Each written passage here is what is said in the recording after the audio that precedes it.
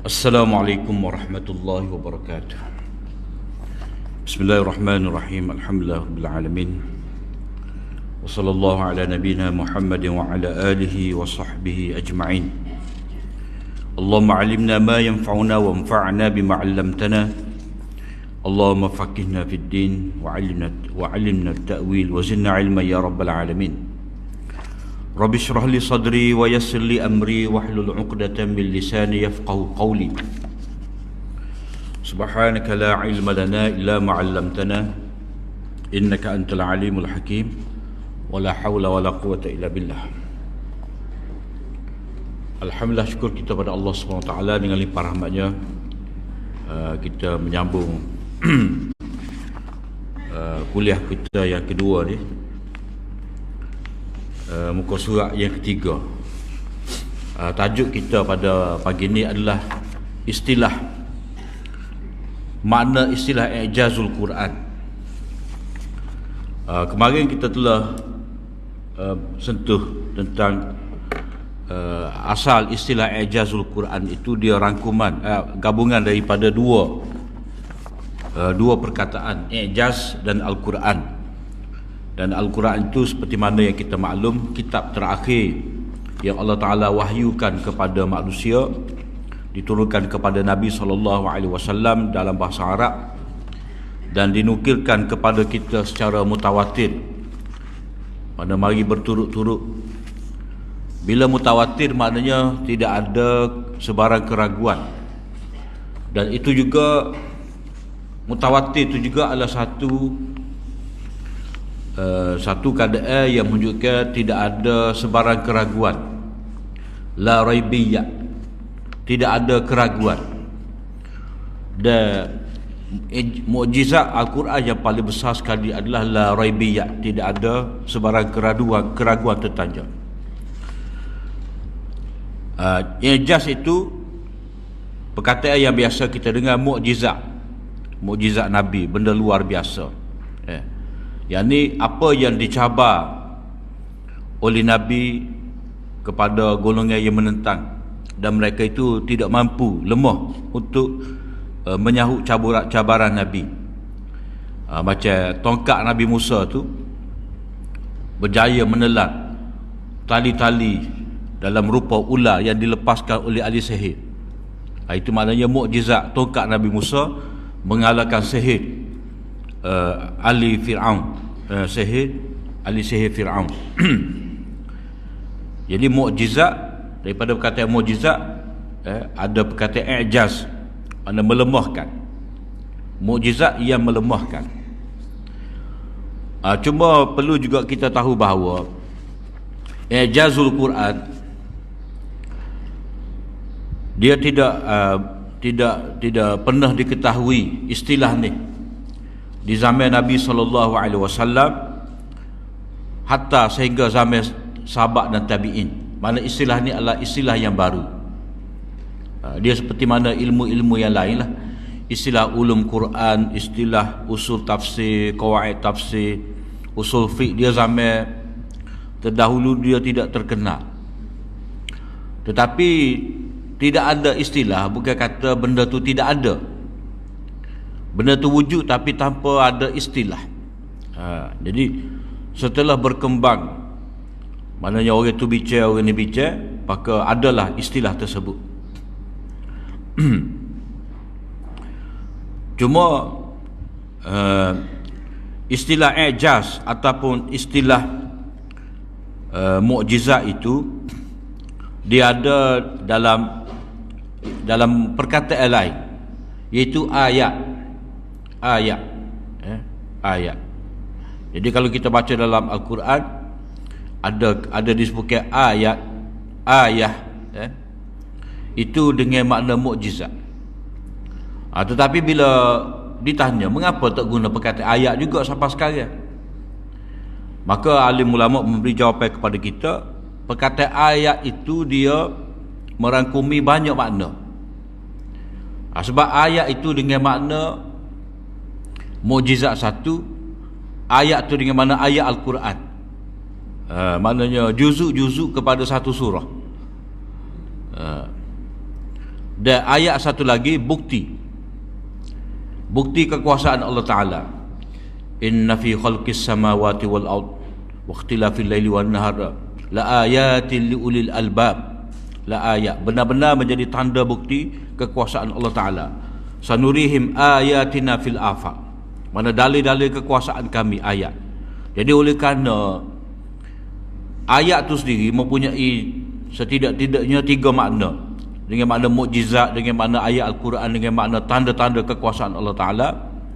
Maka kalau kita nak guna ayat itu sebagai istilah i'jaz, mukjizat, maka itu boleh mengelirukan.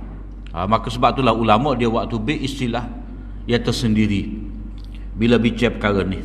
Jadi dia tidak kata ayatul Quran ayat Al-Quran dengan makna mukjizat, tetapi dia kata mukjizat selalu. Jadi perkataan i'jazul Quran ini adalah istilah yang baru, tetapi benda tu sudah ada dah.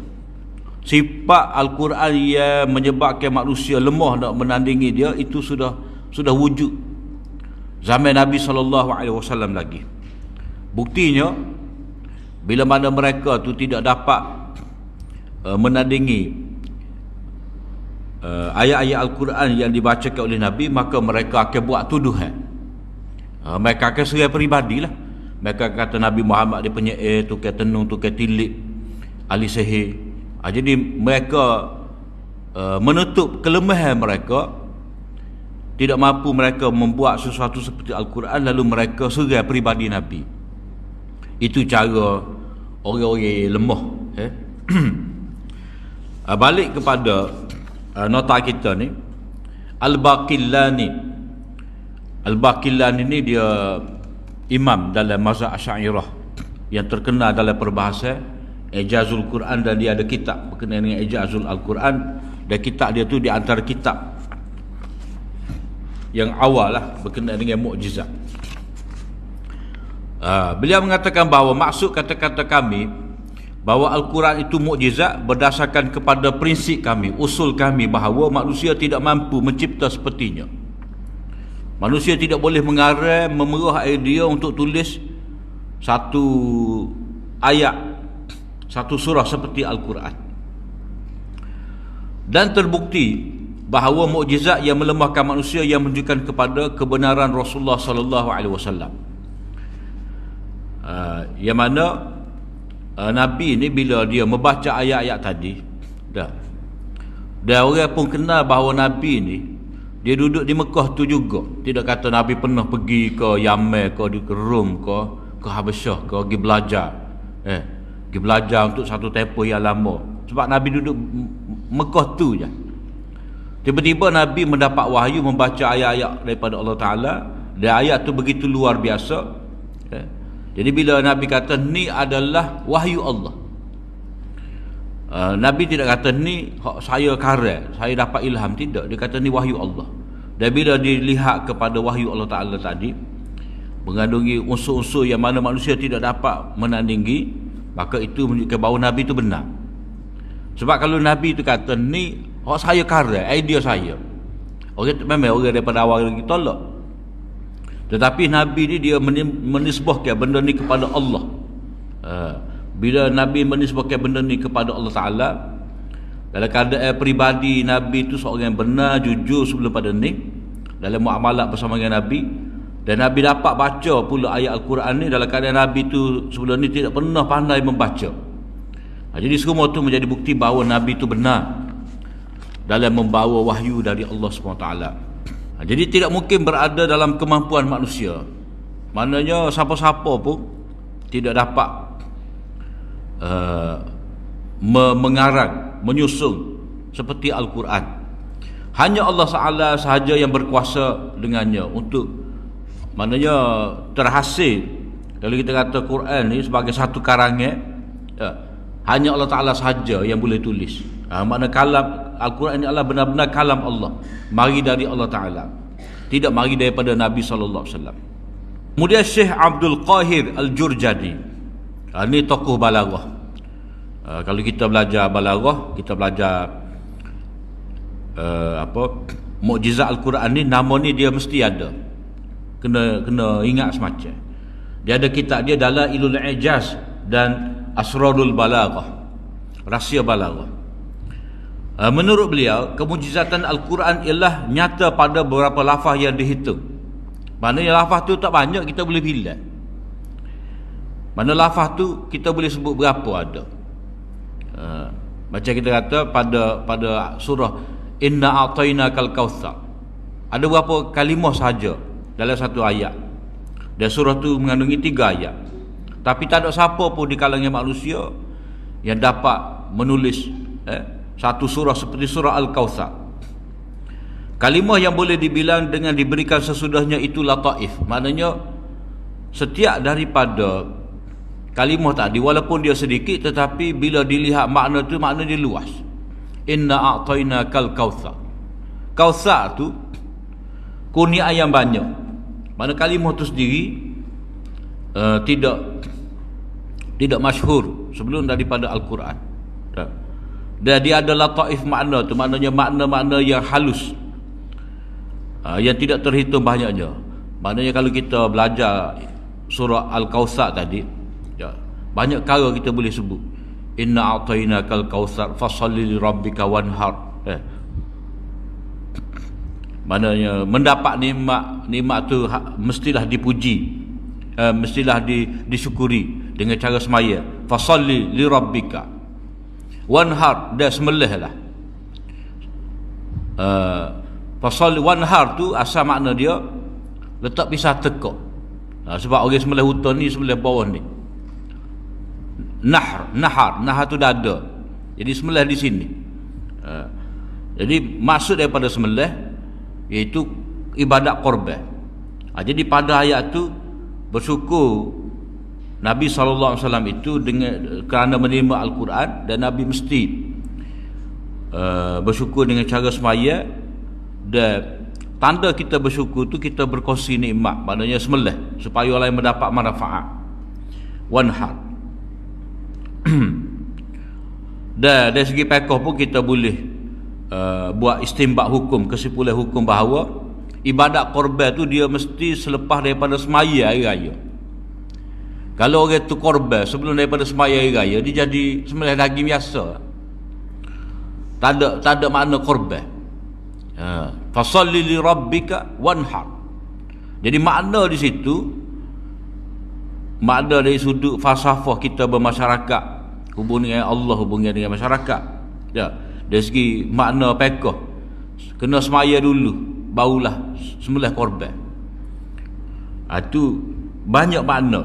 Sebagai contohlah, makna yang banyak, padat dan agung, yang di luar daripada kemampuan manusia. Manusia nak letak makna yang sempurna dalam beberapa kalimah tu tak mampu. Tetapi Al-Quran, kalam Allah, walaupun lafaz dia ringkas, tetapi maknanya panjang, banyak. Jadi dia kalam Allah, ayat-ayat Allah mengikut Abdul Qahir Jurjani di sini, dengan lafaz yang ringkas, dia panggil ijazul qasar. Dengan lafaz yang ringkas tetapi dapat dirumuskan banyak makna.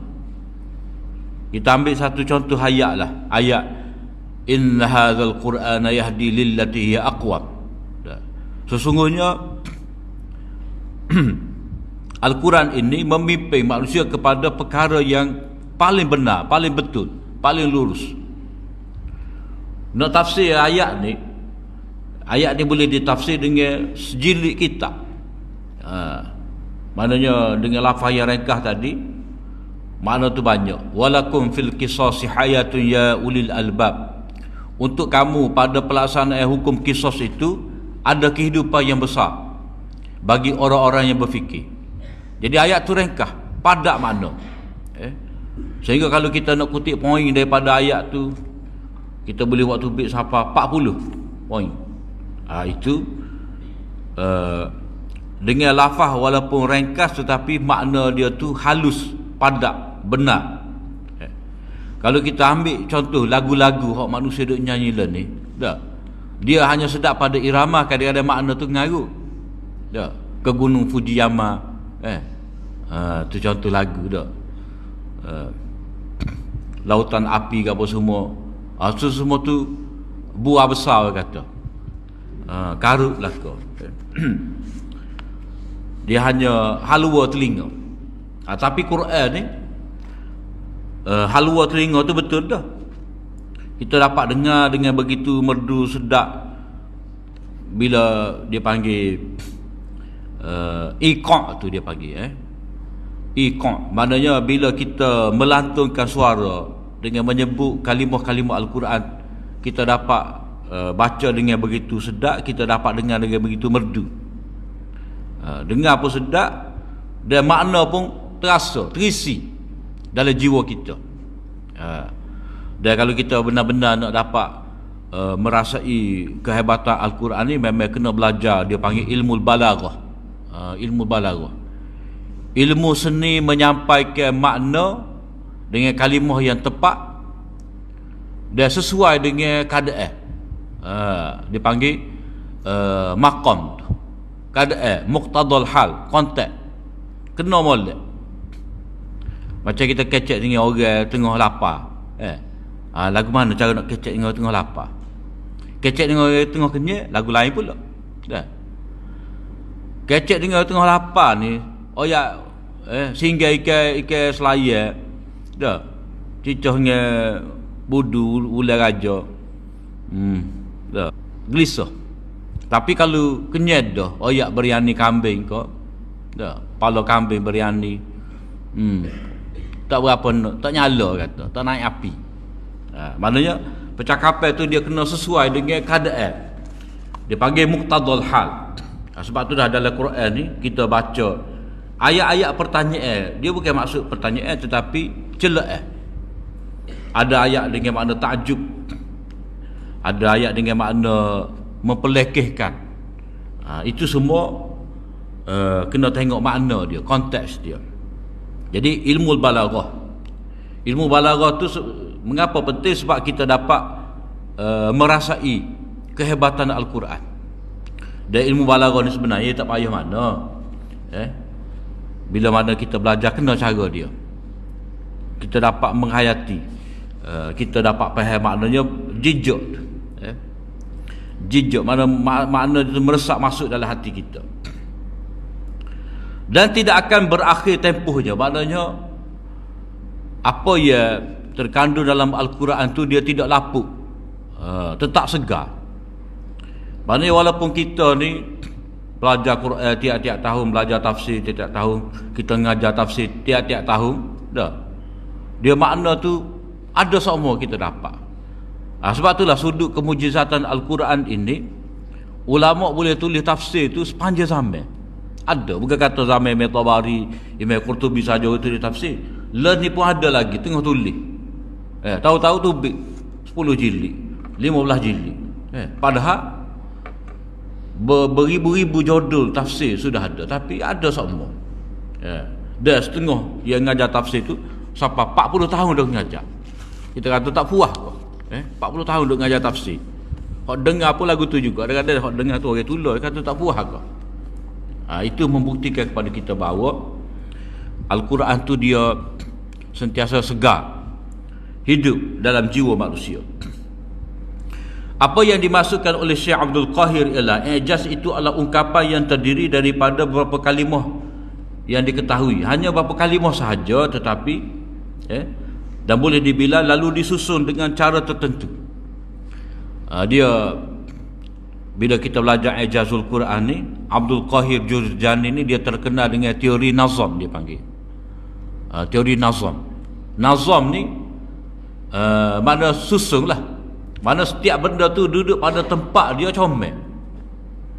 Dia macam orang perempuan kan, dia gubah bunga tu, dia pandang gubah tu comel, gubah bunga tu, dia buh warna go tu warna go ni. Jadi benda tu benda tak belah mana, benda tu tidak belah mana, tetapi dengan kepandaian dia, dengan pengalaman dia tu, dia boleh susun comel letak tu. Jadi menakjubkan. Jadi mengikut teori Abdul Qahir Jurjani ni, kalimah-kalimah Al-Quran adalah kalimah yang sama yang digunakan dalam syair orang Arab, benda sama, tetapi ia menyebabkan Al-Quran tu hebat adalah kerana letak susunan dia tu. Letak susunan dia tu dia panggil nazam. Duduk dengan teratur. Duduk dengan teratur itulah dia akan memberi makna. Jadi kalau kita belajar, dia ada bab takdim takhir. Ya, takdim takhir. Jadi takdim dan takhir ni dia akan memberi makna ya apa? Maknanya satu ayat tu kalimah yang sama, tetapi bila kita susun dengan cara yang berbeza, hak ni duduk depan, ni duduk kemudian, maka dia akan memberi makna yang lain. Kalimah yang sama bila kita tukar tertib susunan dia tu, dia akan memberi makna yang lain. Macam kita kata iyyaka na'budu wa iyyaka nasta'in. Satu contoh yang mudah kita faham. Asalnya na'buduka. Asal maknanya na'buduka, kami sembah engkau. Tapi kami sembah engkau tu dia hanya menyatakan kami sembah saja. Dan dia ada andaya selain daripada sembah engkau, kami sembah hak lain pula. Maknanya orang-orang kafir Quraisy dia boleh faham lagu tu. Na'buduka, makna kami sembah engkau. Tak apalah Muhammad kamu ajak kami dengan kata na'buduka, kami sembah Allah. Sebab kami pun sembah Allah Ta'ala juga. Kami pun berdoa dengan Allah Ta'ala juga. Kami pun minta dengan Allah Ta'ala juga. Tapi itu tidak menafikan menyembah yang lain selain daripada Allah Ta'ala. Itu tidak menafikan tidak meminta pertolongan selain daripada Allah Ta'ala. Maka sebab itulah Allah Ta'ala dahulukan, dipanggil objek maf'ul tu, iyyaka na'budu, iyyaka wa iyyaka nasta'in. Jadi bila ia disembah tu letak depan, maka dia akan memberi makna hanya engkau yang kami sembah. Jadi hanya tu bit mana? Makna hanya tu dia mari tu bila mana hak sepatut duduk belakang kita depan. Itu dia panggil nazam. Nazam. InsyaAllah kalau kita sempat kita akan sebut, kita akan tulis lah hak ni. Berkenaan dengan nazam ni. Jadi disusun dengan cara tertentu. Mana di sini nazam. Mengikut Jurjani dia mesti Quran tu dia ada nazam dia. Sehingga kalau ditukar nazam tadi, dia tidak memberi makna yang dikehendaki oleh Allah Ta'ala. Tak siapa maksud. Sebab bila kita kecek dengan orang ni, selain dia boleh dengar apa yang kita kata, dia boleh faham oleh. Dan tidak ada salah faham. Sebab orang kadang-kadang dia kata saya faham, tapi hak dia faham tu tidak seperti mana kita nak. Kadang-kadang kita sebut salah tapi dia boleh faham. Tak apa dah gitu. Tapi Quran tidak sebut dengan betul dan makna dia tu mesti tepat betul, padat. Dan menghasilkan makna yang banyak, pada agung yang luar dari kemampuan manusia.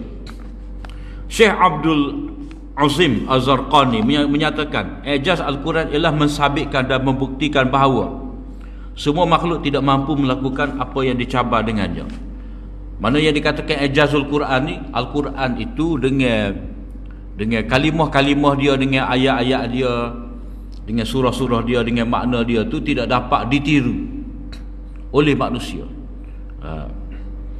Dr. Fadhal Hasan Abbas ni salah seorang ahli tafsir, dia buta mata dia. Orang yang hebat lah. Dia tafsir kod radio, tak silap hamba, dia tafsir kod radio, dan tafsir dia tu disalin balik oleh anak murid dia. Dr. Hasan Abbas, dia orang Palestin, buta. Ijaz ialah Al-Quran melemahkan manusia untuk mendatangkan seumpamanya. Manusia nak tulis, nak karya satu kitab seperti Quran ini tidak dapat. Maksudnya ialah keterangan dalam Al-Quran itu, mana bukti-bukti yang terdapat dalam Al-Quran itu, sama ada bukti dari segi pilihan kalimah, perbezaan kalimah, makna kalimah, kedudukan susunan kalimah dalam Al-Quran itu menunjukkan bahawa ia datang dari Allah. Ini adalah kalam Allah, bukan kalam mana-mana makhluk. Dan terbukti manusia lemah untuk membawa sesuatu sepertinya. Yang dikatakan terbukti manusia ni lemah ni, maknanya bermula daripada zaman Nabi lagi.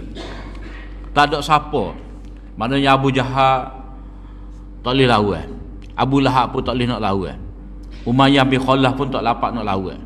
Dah sebut nama siapa, orang yang hebat, Walid bin Mughirah, ayah kepada Khalid Al-Walid pun tidak dapat. Walaupun mereka ni mencapai tahap kehebatan dalam syair mereka, sebab orang Arab ni pada musim-musim haji tu dia adalah, kita panggil carnival dia tu, jam heboh dah. Dia ada carnival dia tu, dia ada pasar dia. Selain daripada bahagian-bahagian yang mereka nego, dia ada bahagian tempat yang mana mereka ni mempersembahkan syair mereka, khutbah mereka. Jadi mereka bertanding lah untuk menunjukkan kehebatan dalam bahasa masing-masing. Tapi tak ada seorang pun di kalangan mereka tu ia dapat menghasilkan satu hasil sastra yang dapat menandingi Al-Quran. Manakala Syekh Manna Al-Qattan pula menyatakan ijaz Al-Quran adalah untuk membuktikan kebenaran Nabi Muhammad SAW dalam menyampaikan risalah Islam dan menyatakan kelemahan orang-orang Arab untuk menandingi keunikan Al-Quran. Mana Al-Quran ni dia tersendiri, unggul, tidak dapat ditandingi. Dia panggil Farid, tak ada tandingan. Sementara itu, Dr. Salah Al-Khalidi berpandangan bahawa ijaz ialah ketidakmampuan orang-orang kafir untuk menentang Al-Quran dan kegagalan mereka untuk mendatangkan seumpamanya, walaupun mereka merupakan pakar dalam bidang bahasa dan sastra. Maknanya dari segi kelayakan mereka tu, bolehlah kalau kita nak cabar. Kalau kita cabar orang lemah, tak sah. Kita ada tali pinggang warna gapo hebat kali. Nak ajak kawan ni hak bahagia baru kena, baru belajar buah bunga-bunga, tak sah kita cabar dia. Jadi dia kena cabar ni, cabar orang hebat. Jadi kalau kita orang hak hebat cabar orang hak lemah, ajak budak juz 1 gacha, tak sah. Maknanya orang yang dicabar supaya bawakan Al-Quran itu adalah jago-jago, ahli-ahli syair Arab, tapi mereka tidak mampu. Antara ta'rif yang baik bagi istilah ini ialah menzahirkan kebenaran Rasulullah SAW dalam dakwaan baginda sebagai Rasul. Maknanya yang dikatakan kemukjizatan Al-Quran, tujuan dia adalah untuk menyatakan Nabi ini adalah Rasul dari Allah Ta'ala, dengan menyatakan kelemahan orang Arab daripada menandingi baginda pada Al-Quran. Maknanya kalau seorang tu kata Nabi ni dia penyair, kalau kamu kata Nabi ni penyair, tidakkah ada di kalangan kamu tu penyair? Kalau kamu kata Nabi ni penyair, Quran ni syair dia, dan tidak adakah di kalangan kamu ni penyair? Sebab atas dasar sama-sama penyair, sama-sama manusia, mesti boleh mengatasi antara satu sama lain. Mana kalau Nabi Muhammad pun pandai bersyair, orang lain pun mesti pandai juga. Maknanya bak ni semua ada potensi, ada bakat. Orang tu boleh buat rumah, kita pun boleh buat rumah juga, sama-sama boleh. Tapi buat apa? Mengapa orang lain tidak mampu? Dan mukjizatnya adalah abadi. Mukjizat tu berkekalan. Maknanya kalau mukjizat dia panggil mukjizat hissiyah, mukjizat dalam bentuk barangan ni, madiyah ni, dia hanya dapat dilihat oleh orang yang sezaman. Kita kata tukar Nabi Musa, orang yang sepak dengan Nabi Musa itulah dapat melihat tukar Nabi Musa tu. Ataupun mukjizat Nabi ni keluar air daripada celah jari Nabi. Jadi sahabat orang tengok Nabi itulah, hak hadir dalam peristiwa tak hadir itulah hak tahunya. Hak tidak hadir, dia tidak tahu. Walaupun dia sahabat, dia cuma hanya mendengar. Tapi Al-Quran ini yang dikatakan mukjizat abadi, walaupun setelah daripada 1400 tahun dah Nabi SAW wafat, kita ni dapat melihat mukjizat Al-Quran ini ada lagi depan kita. Itu yang dikatakan mukjizat abadi. Jadi hak mukjizat Nabi-Nabi dahulu, tukar Nabi Musa ke, gapo lagi? Pemaidani orang kata tika terbang Nabi Sulaiman. Tak ada dah. Ada ke tak tahu tu. Betul ke tidak Nabi Sulaiman terbang dengan tika dia tu dak. Tapi nak beritahu pada kita, mukjizat yang dikatakan mukjizat hissiyah ni, mukjizat madiyah ataupun mukjizat material ni, dia hanya terhad kepada orang zaman tersebut, dan benda tu dia tidak berkekalan. Tetapi mukjizat Al-Quran ni adalah mukjizat abadi kerana dia adalah mukjizat maknawi, mukjizat dari segi makna. Maknanya kita boleh fikir benda tu berkekalan. Kita boleh baca Quran, kita boleh merasai kehebatan Al-Quran. Mana Quran tu dapat membuktikan dia benar kepada setiap orang yang membaca. Dan Quran ni dicetak dengan itu banyak, semua orang boleh baca, semua orang boleh dengar. Itu dia dikatakan mukjizat Al-Quran itu adalah mukjizat abadi. Dan kelemahan generasi demi generasi sudah mereka itu. Maknanya manusia ni dicabar supaya membawa Al-Quran, sesuatu seperti Al-Quran ni, cabaran itu tidak hanya ditujukan kepada orang Mekah, ditujukan siapa lain ni, masih lagi terbuka. Tapi tak ada seorang pun yang dapat menandingi Al-Quran. Cuma musuh-musuh Islam ni, dia hanya mampu nak meragukan Al-Quran tu daripada orang beriman. Tu maknanya dia beralih taktik lah. Dia panggil tashkik, gerakan untuk meragukan. Itu cara macam musyrikin Mekah dululah.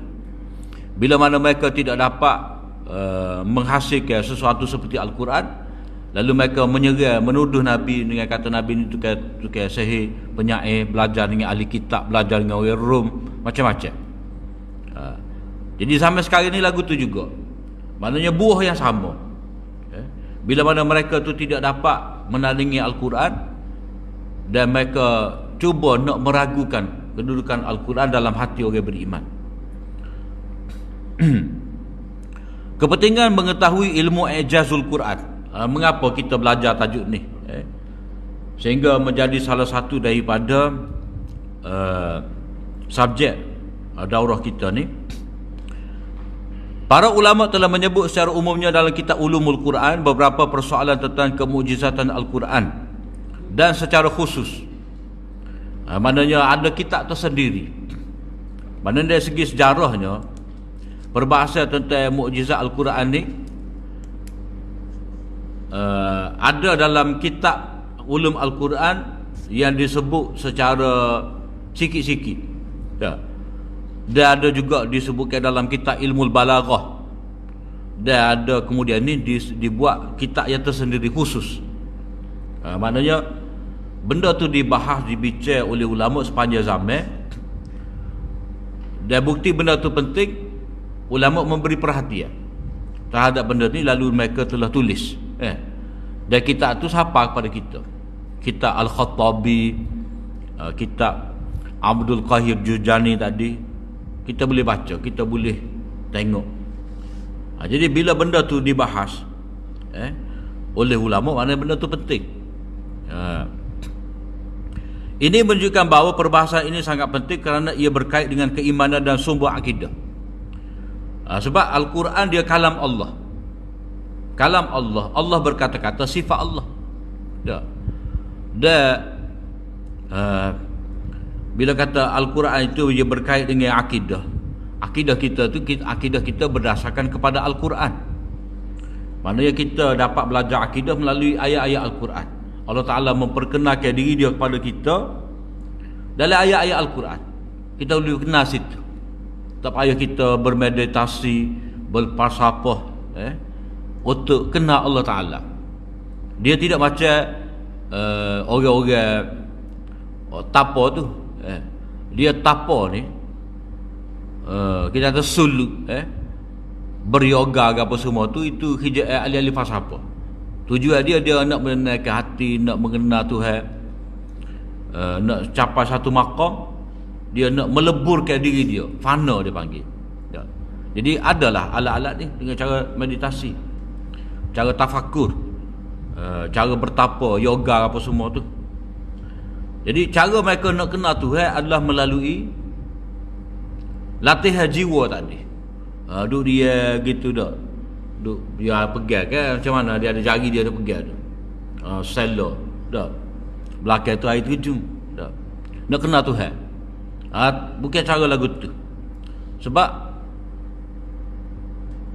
Al-Quran itu sendiri yang memperkenalkan Allah kepada kita. Allah Ta'ala memperkenalkan diri dia sendiri kepada kita melalui Al-Quran. Jadi sumber akidah kita adalah Al-Quran. Jadi kalau kata Al-Quran ini tidak daripada Allah Ta'ala, macam mana kita boleh bina akidah kita? Jadi kita hanya dapat mengukuhkan akidah kita melalui akidah tentang Allah Ta'ala melalui Allah Ta'ala sendiri. Maka sebab itulah penting kita mempelajari ijazul Al-Quran, supaya kalau siapa-siapa yang meragui bahawa Al-Quran itu daripada Allah Ta'ala, maka keraguan tadi akan hilang.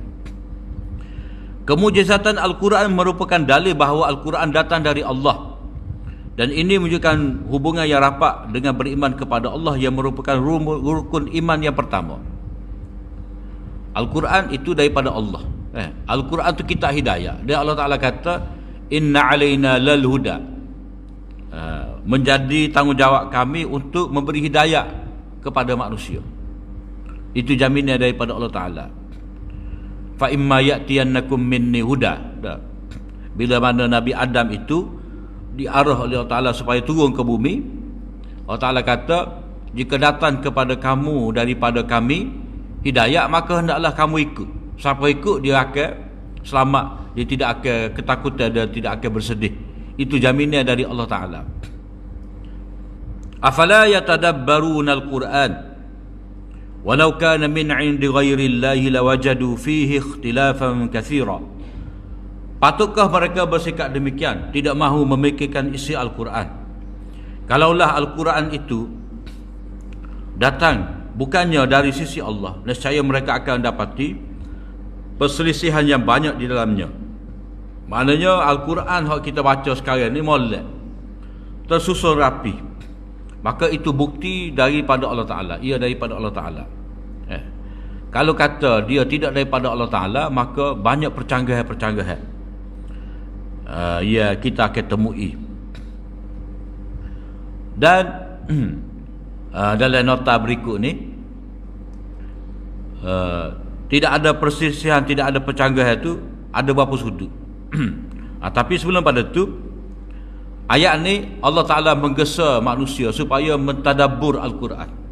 Mana tengok dengan mendalam, merenung dengan mendalam, untuk mencari hidayah.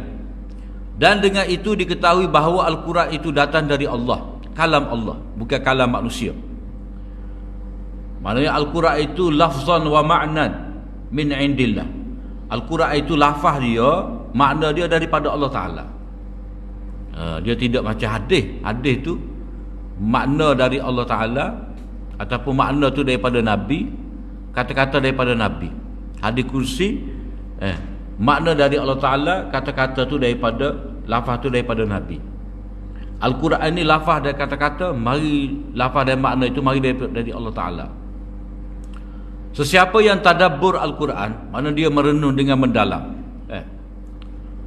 dan merenungnya dengan, akan mendapati, akan mengetahui dan mengakui bahawa ia tersusun rapi dengan tidak bercanggah, mengandungi makna yang sahih, kukuh lafaznya dan benar pada pemberitaannya. Itu hakikat. Maknanya kalau tak terang, tak tahu.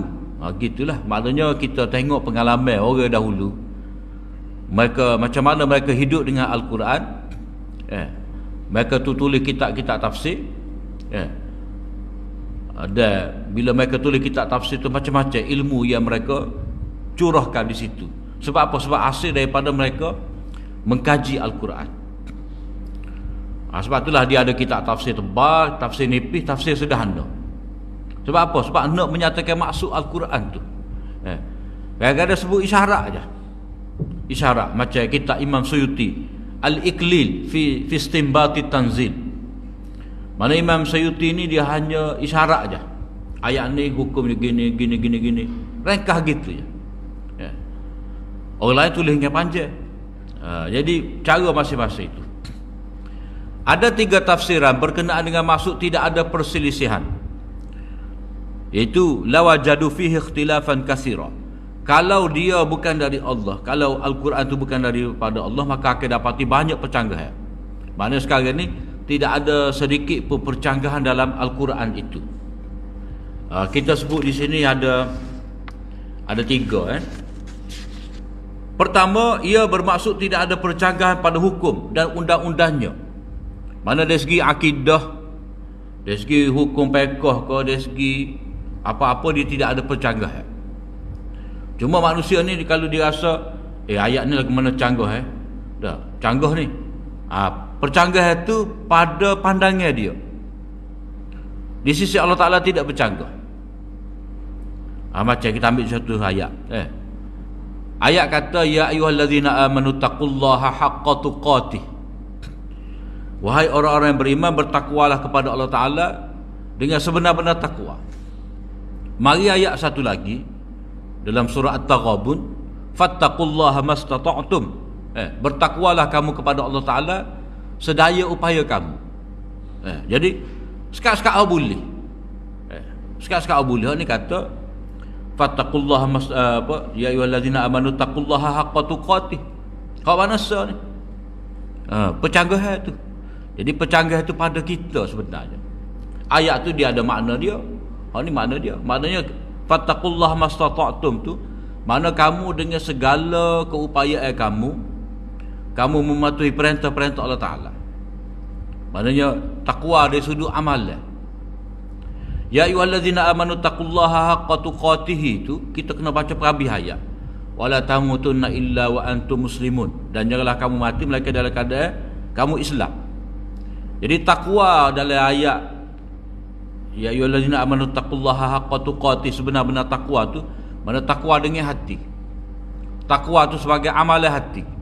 Sebab ayat tu kata siapa mati kamu kena bertakwa. Jangan kamu mati melainkan dengan bertakwa. Maknanya takwa tu kena ada dalam hati kita.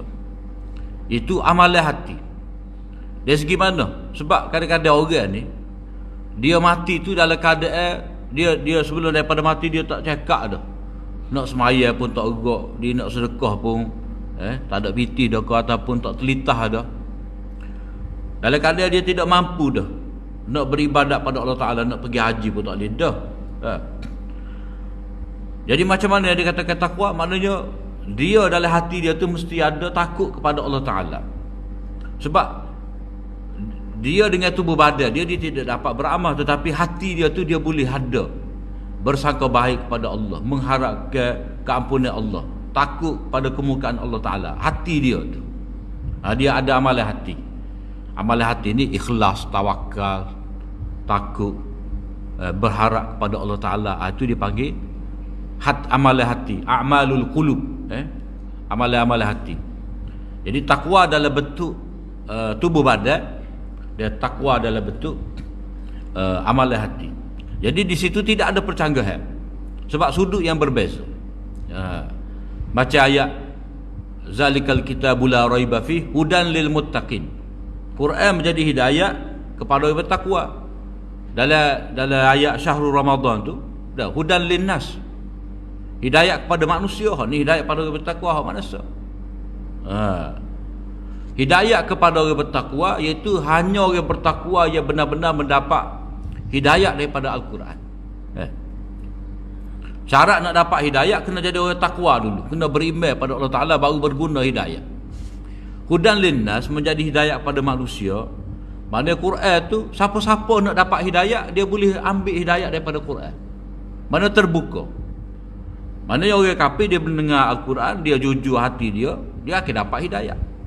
Boleh ambil panduan. Dah. Orang-orang yang buat bank dah.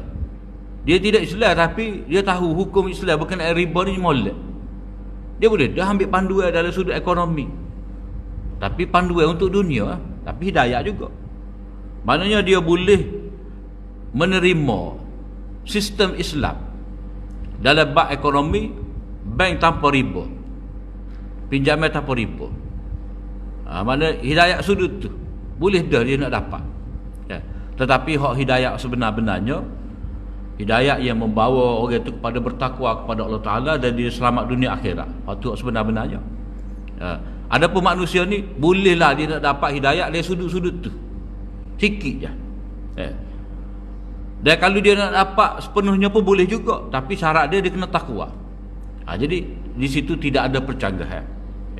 Jadi ayat tu pada tempat yang berbeza dengan maksud yang berbeza. Jadi tidak ada percanggahan pada hukum dan undang-undangnya. Semua hukum Al-Quran teratur rapi dan tidak ada percanggahan yang membatalkan antara satu sama lain. Tak boleh pakai kedua-dua bila bercanggah. Pening. Kat mana so? Tak. Yang kedua, tidak ada persisihan tadi, maksudnya tidak ada pertentangan dengan kenyataan, realiti sebenar. Mana berita tentang Firaun ke, berita tentang fakta-fakta sains ke, bila dikaji memang betul. Tak, bila Quran kata manusia ni dicipta pada mereka alaqah mudghah. Tak. Jadi bila tengok dalam ilmu sains, betul. Quran sebut tu tidak salah. Tepat mengikut Quran, mengikut kenyataan sains. Berdasarkan kepada huraian ini, Allah menetapkan bahawa berita-berita gaib dinyatakan dalam Al-Quran itu benar dan tiada siapa yang dapat memberitahu kepada manusia perkara gaib melainkan Allah. Apa yang ada di dalam kubur, di pada mahsyar, apa semua tu, dalam syurga, Allah Ta'ala sahajalah yang dapat menceritakan kepada kita. Ketiga, maksudnya tidak ada percanggahan dan perbezaan pada balaghah Al-Quran dan kefasihan lafaznya. Mana tidak ada orang panggil perkembangan, perbezaan, ketara. Macam contoh kita secara peribadi. Tak? Kalau kata 20 tahun dulu kita pernah tulis kitab, ada dah tulisan kita. Lepas daripada 20 tahun tu, maknanya learning, kita pun baca semula, kita nengu kata, bapa aku buat ayat lagu ni, tak ada standard. Orang yang baca pun dia boleh kenal, ni tulisan dia peringkat awal, kalau ni tulisan peringkat kemuncak. Dan bila dilihat tu, nampak ketara perbezaan. Perbezaan tu ketara. Sebab apa? Sebab semakin lama tu semakin tinggi mutu tulisan dia.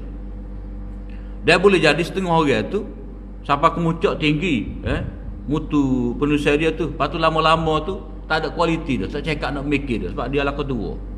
Mana ada penurunan pula.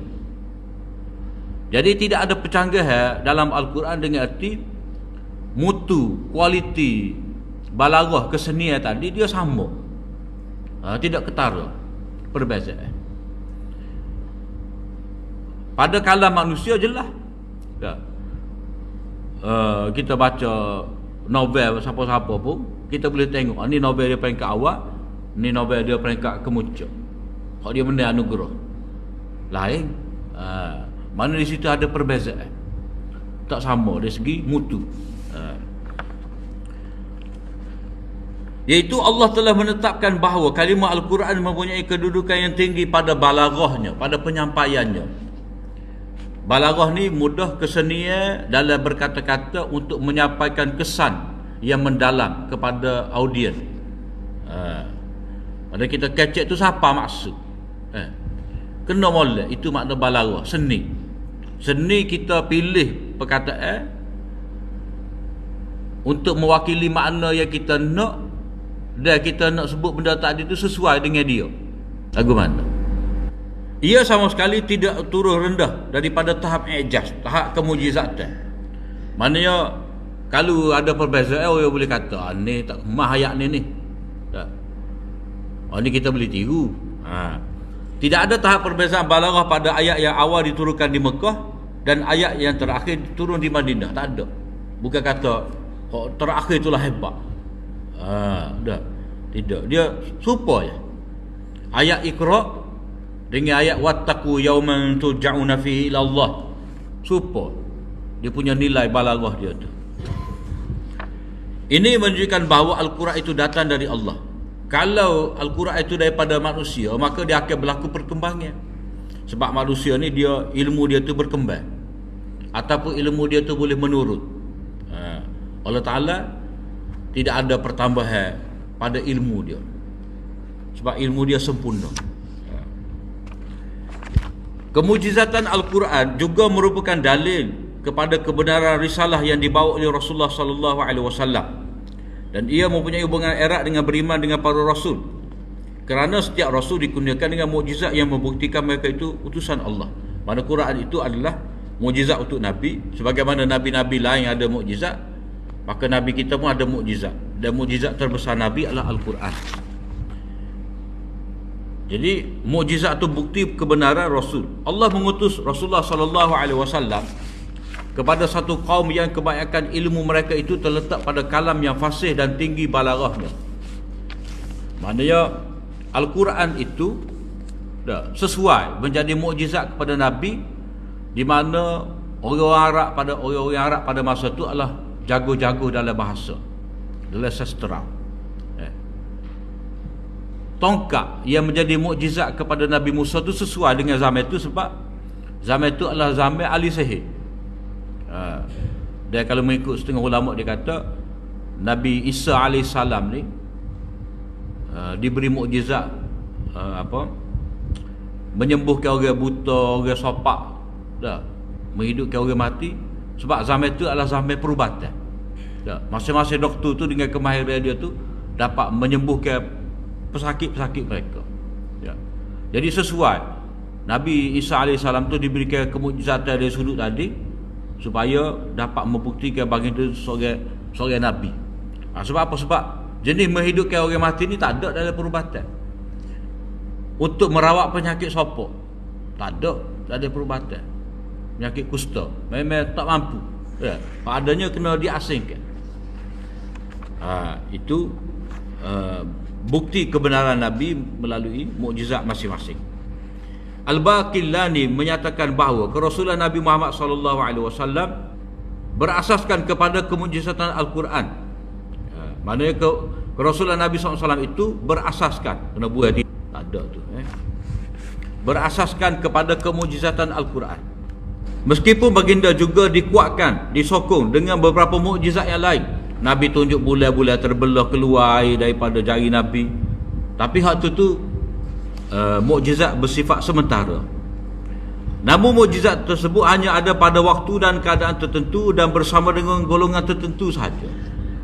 Mana mukjizat belah bulan tu bukan semua sahabat nampak. Kalau sahabat lewat masjid Islam, dia tak nampak. Orang Mekah ya dapat lihat. Setengahnya itu dinukilkan secara mutawatir, setengahnya tidak. Mana ada diberitakan secara mutawatir, kita boleh tahu secara mutawatir, ada tidak. Sedangkan Al-Quran itu adalah mukjizat mukjizat umum, mukjizat abadi, yang kedudukannya sebagai hujah yang sempurna, berkekalan. Sejak ia diturunkan pertama kalinya dengan turun di Gua Hira tu, sehinggalah hari kiamat, kekal sebagai mukjizat, tidak dapat ditandingi oleh mana-mana manusia. Itu konsep kepentingan kita mengetahui kemujizatan Al-Quran, sebab dia berkait dengan iman kita, akidah kita, dia berpandu kepada Al-Quran. Dan Nabi pun bawa Al-Quran sebagai kalam Allah. Mana tanpa Al-Quran Nabi pun tak ada. Sebab mula-mula Nabi jadi Nabi sebab terima Al-Quran, Iqra. Nabi terima Iqra, Nabi menjadi seorang Nabi. Dan bila Nabi pergi berjumpa dengan Waraqah, Khadijah bawa Nabi jumpa dengan Waraqah, Waraqah kata ni namus, ni Jibril yang menyimpan rahsia ni, dia mari kepada kamu seperti mana Nabi Musa itu pernah didatangi oleh Jibril. Mana bukti kenabian itu berdasarkan kepada wahyu yang diterima. Mana bukti Nabi itu Nabi dari Allah Ta'ala adalah Al-Quran itu sendiri. Setakat itulah untuk hari ini. Mudah-mudahan memberi manfaat kepada kita. Apa baik yang baik dari Allah SWT. Salah dan silap itu daripada kelemahan saya. Aku liqauli hadza wa astaghfirullah li wa lakum. Assalamualaikum warahmatullahi wabarakatuh.